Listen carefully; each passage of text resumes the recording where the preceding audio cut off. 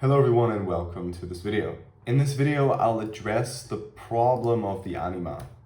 And the reason why I want to address the problem of the anima is because I want to talk about the anima from the standpoint of the man, the male psyche, and assess why it can be problematic in the context of sort of the male psychic makeup.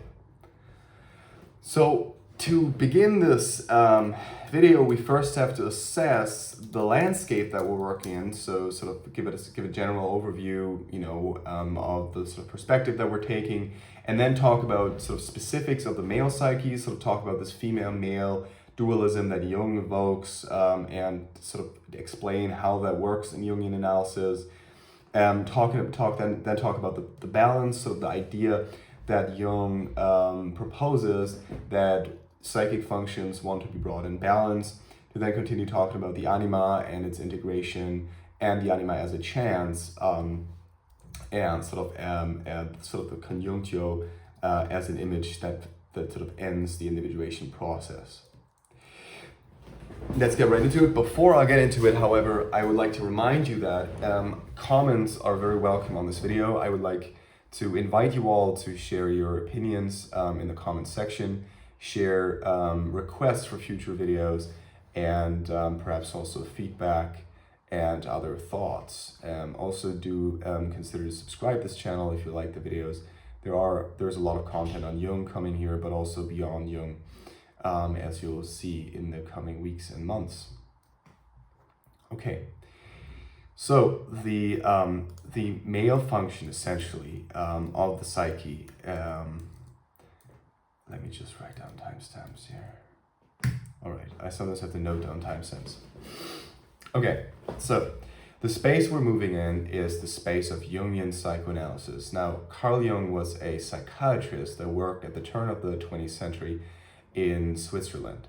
He developed theories that were grounded in some of the psychoanalytic views that Sigmund Freud proposed, which essentially at its very fundamental level proposes a split of the psyche in a conscious level and an unconscious level. Now, the unconscious level opens a space that is not to be deliberated upon, that we cannot deliberate upon at will, but that still influences sort of the unfolding of consciousness, if you want to call it that. Jung went beyond Freud's ideas, however, and proposed several additional notions, such as the notion of the collective unconscious, the notion of the archetypes, and then many specific archetypes as well. Some of Jung's most profound ideas are not as popular, however. Take, for instance, the complexes, synchronicity, or other notions that he put forth that, until this day, greatly influence thought in both mystical and theological work, as well as philosophy, all the way to physics and the natural sciences. Jung proposed that there are different so-called forces at work in the psychic makeup. These forces are what he considered or proposed to be the archetypes, and they are situated within the collective unconscious, so within a space that is not owned by the individual, but that is instead shared by many individuals, by in fact all individuals, past, present, and future. This space that Jung called the collective unconscious is a space that we're born into, so we're not sort of creating the collective unconscious actively as an individual, although, as I've shown in many other videos, in fact, that you should watch, because I think this is a very fundamental, idea of Jung, as I proposed there, is that we do exercise a continuous influence on the collective unconscious, but it's not like one person can change the collective unconscious. Hypothetically, maybe there are these moments and these possibilities. Think about a person like Jesus of Nazareth, Jesus Christ, think about Buddha, think about also other very influential subjects who leveraged and then also shaped the collective unconscious to some extent, perhaps. But on the sort of greater scale of things, humans don't really have an influence on the collective unconscious. Now, the collective unconscious basically comes before us as a space through which we exist in the world, through which we see the world, through which the world manifests to us. This means that the collective unconscious, to Jung, let's say, constructs the context in which we can perceive the world. That is, beyond sort of providing mere categories in which we can perceive, that is what language would perhaps do. The collective unconscious provides the trajectories along which we can unfold in our own development. This means to Jung that the collective unconscious essentially emerged from the intersection of our own existence at the intersection of an interaction with nature, with that which is around us, nature being other humans, being sort of also immaterial nature, but also being other animals and so on and so forth. For Jung, the action within this world is sort of the replaying of an eternal drama that has always already been played. Something that is not necessarily transcendent, right? But something that is rather simply come to be quasi-transcendent by virtue of repetition, right?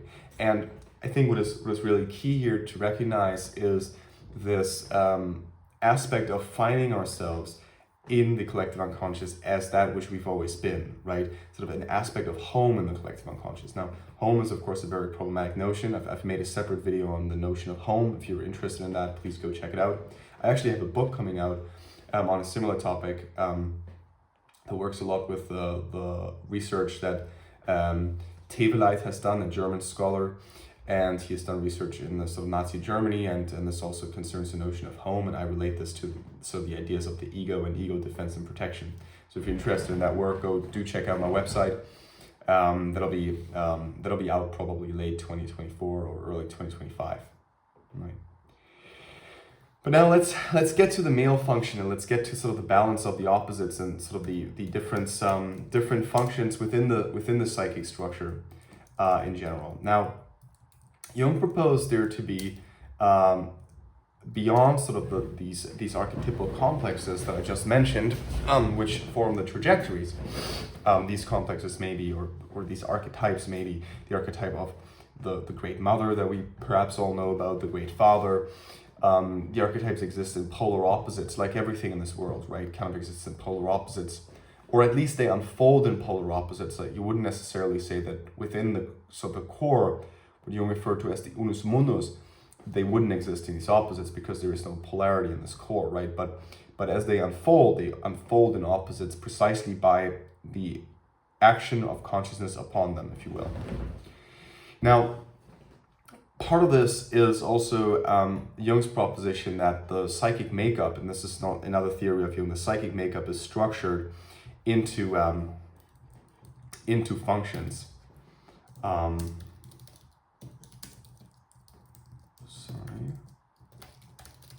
There you go. Into functions. Now, these functions are essentially cognitive functions that Jung proposed. Most fundamentally, Jung proposes here extroversion and introversion. Now, extroversion and introversion are two functions that should be familiar to all of us.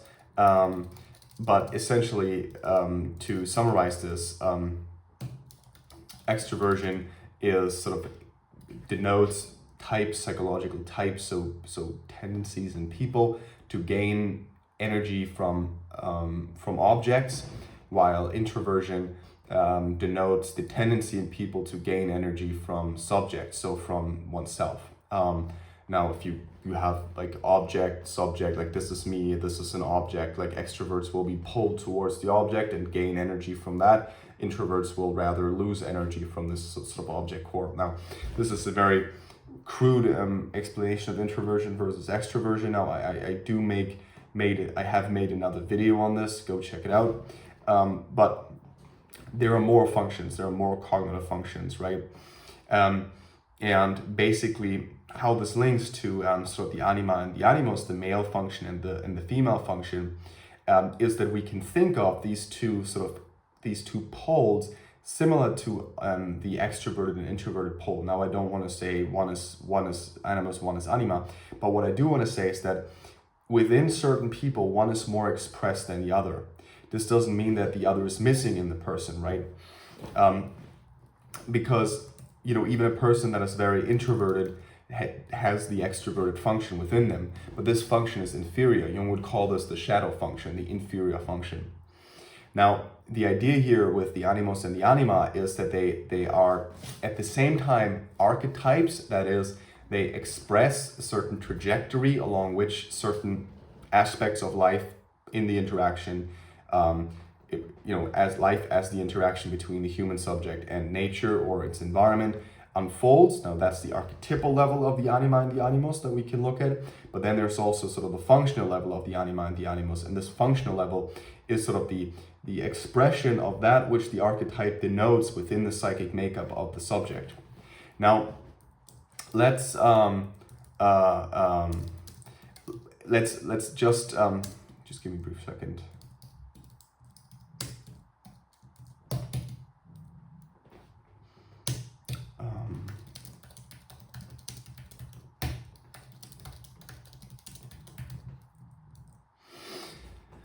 Let's briefly talk about sort of the feminine and masculine then in relation to the anima and animus. Now, the anima and animus both have express certain characteristics. Again, certain characteristics that developed out of this historical interaction of the human or subject with nature or its environment. The male and the female there are two levels at which we can look at this. Now we can look at the biological male men and women, if this makes sense. I'm not sure I'm not really up to date with the whole gender debate, but I guess it perhaps makes sense to say there's a biological there's a biological level of analysis, and this doesn't necessarily comply with what Jung referred to as the male and female functions. Now, the male and female functions largely related to the female being related to the anima, the male being related to the animus. Those are, let's say, archetypal functions. Those are, again, they're how to formulate this best. They're aspects of our being, if you will. They're aspects that each of us carry within them, expressed to different degrees. Now that's the idea that Jung carries forth, and for the sake of this video, I'll simply collapse the male and female functions into the anima and animus functions. I'll simply equate them just for the sake of simplicity. There are minute differences between these two terms, but we'll get to that perhaps in other videos. But for the sake of this video, I'll simply collapse them into the anima and animus terms. So we'll continue talking about the anima and animus terminology here. Now we'll first talk about the archetypal level at which sort of the anima and the animus unfolds. And right at the outset of this sort of conversation, I'll have to say or note that there are two levels of the archetype. And again, I made a video on this where I discussed this in detail, but there are two levels of the archetype. There is the archetype as such, as the trajectory, so that which forms the trajectories. And this would more correspond to what I'll call the functional level and we'll talk about in the next section. And then there's a level of the archetypal image. Now the archetypal image is that which we see in myth, that which we see in stories, in film. So if I now say the anima corresponds to this, corresponds to the nymph, the siren, and so on, etc., we'll talk about the archetypal level, right? The level of the archetypal image. In the next section, then we'll talk about the functional level. It is the effects that these two have, or the place that they hold, the anima and the animus, respectively in the male and female psyche, so to speak.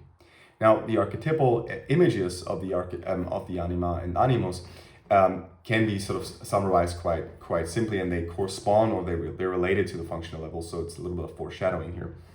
The anima generally is displayed as or can be displayed as an alluring figure, something that is probing, or something that is probing into something that is let's say non-rational, or experienced as non-rational, where the animus is experienced more as rational, again related to sort of the thinking function. If you think in Jungian functions, the thinking function, extroverted function, while the anima would be related more to the feeling function, more the introverted function, although it doesn't have to correspond to an introverted person at all. It's more about the idea that, and we'll get to this in the next section, maybe the section distinction doesn't make sense, but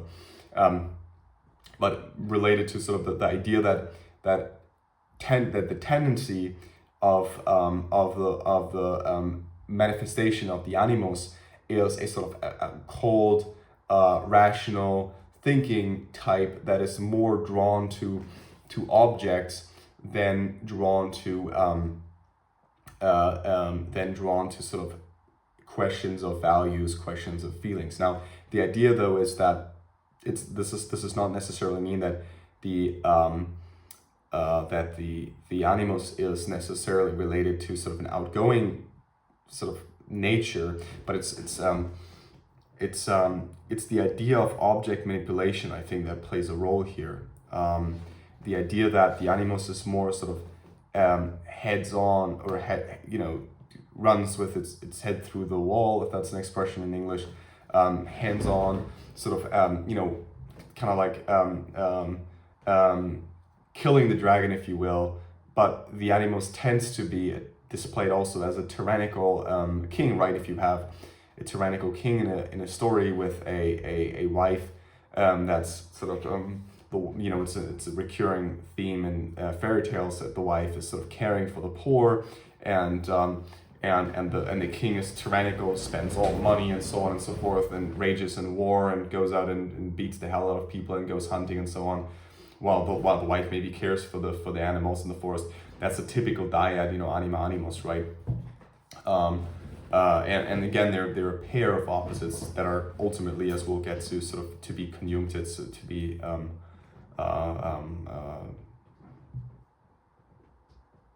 entangled, melted together, if you will. The anima, again, is like this siren-like figure, can be alluring, as we'll also now talk about sort of on the functional level. The anima is the function for the male psyche. The anima is that which draws the animus, the man, into the depths of the ocean, which literally means into the depths of the unconscious.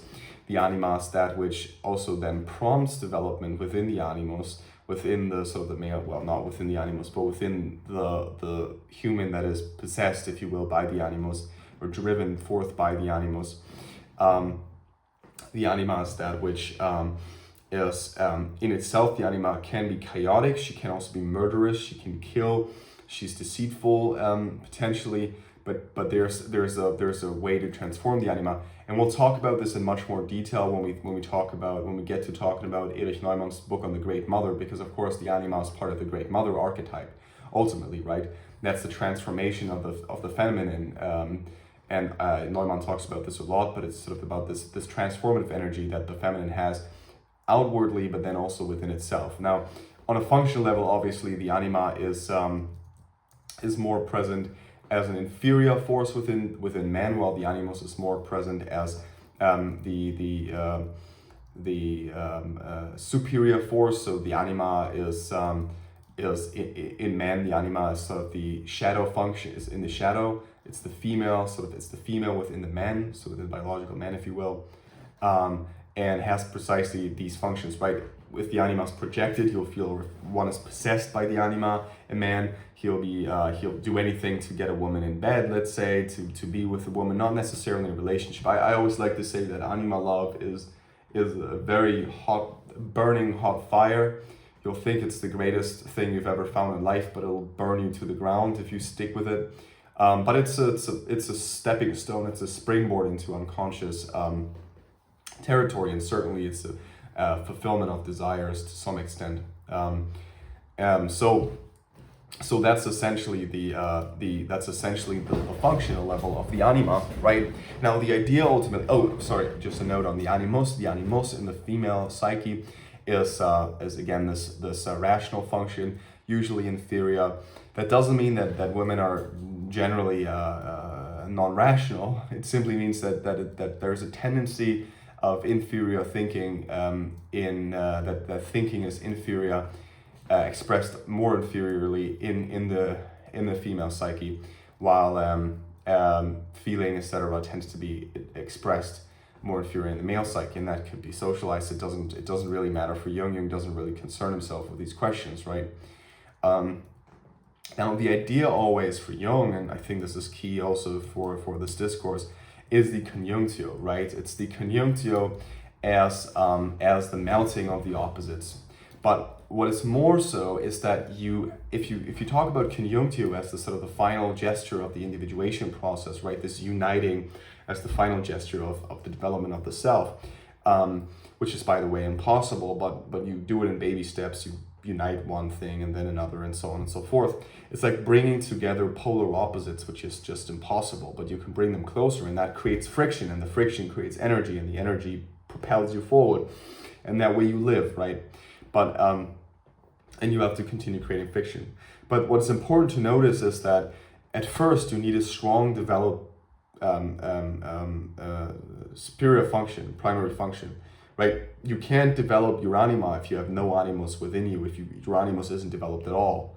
And so that's very interesting. Like if there's no hero's journey, or if there's no spark of being heroic, let's say, of this blind tyrannical tendency that the animus is characterized by, then there's no way you can be drawn into the depths of the ocean by the anima and then experience the precise fall that you experience when you're just left alone and burned in hell, if you will. Yeah, anyone who's ever gone through a breakup, and when you're with a wonderful woman or whatever, and or a partner for that matter, and you think you're so in love, and you realize they're full of snakes, literally speaking, right? And that's precisely what the anima is like. But you learn something, and that's, I think, really important. And that's precisely this process of Coniunctio, right? To some degree. At least on a smaller level. But to get there, you first have to develop the animus function, because that's, again, opposites attract, right? So that's precisely what also women will be attracted to, right? In men, right? This, at least if they have the strong sort of female side developed. Female, again, as Jung meant it to be. This is so difficult to talk about in like the 21st century, my God. But in any case, it's like difficult because also the YouTube algorithm is watching you.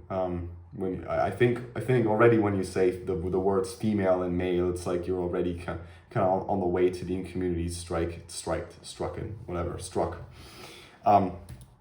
But yeah, to wrap this video up, perhaps I hope this gave you an overview into sort of into these ideas of the male and female functions within the psyche, the way Jung thinks about it, and also ideas into the reasons why men have to sort of gain access to this anima, and vice versa, women have to gain access to this animus function, because there is, in the end, this opposition that has to be united, although at first developing sort of one superior function, because you can't be, one can't live without the other. And as we know, and as you perhaps don't know, but if you don't know, then go watch my other videos, that there are two phases of individuation, and Coniunctio is only the second phase. So, or the second, sort of the end goal of the second phase. So thanks for watching. Do consider to give me a like, and if you like the channel, do subscribe, and I'll see you next time.